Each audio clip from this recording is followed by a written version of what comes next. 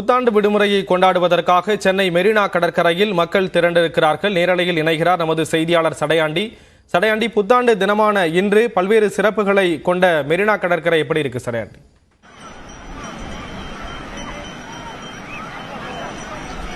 நிச்சயமாக ஸ்ரீராம், 2024ஆம் ஆண்டின் முதல் விடுமுறை புத்தாண்டு தின விடுமுறையை கொண்டாடுவதற்காக சென்னை மெரினா கடற்கரையை நோக்கி மக்கள் கூட்டம் அலைமோதுகிறது என்றுதான் சொல்ல வேண்டும். ஆயிரக்கணக்கான மக்கள் குடும்பமாக தற்பொழுது மெரினா கடற்கரையை நோக்கி படையெடுத்த வண்ணம் இருக்கின்றனர். அதனுடைய நேரடி காட்சிகளைத்தான் தற்பொழுது நமது ஒளிப்பதிவாளர் அருண் காண்பித்துக் கொண்டிருக்கிறார்.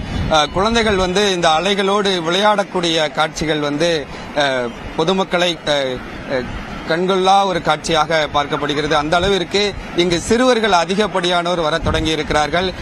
சென்னை மெரினா கடற்கரை என்பது 24 மணி நேரமும் ரொம்ப பிஸியாகவே இருக்கக்கூடிய ஒரு கடற்கரை.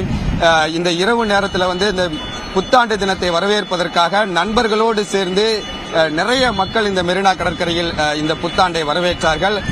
அந்த வகையில் தற்பொழுது மாலை நேரங்களில் குடும்பமாக இந்த புத்தாண்டை வரவேற்பதற்காக, இந்த புத்தாண்டு தின விடுமுறையை கொண்டாடுவதற்காக மெரினா கடற்கரையை நோக்கி படையெடுத்த வண்ணம் இருக்கின்றனர்.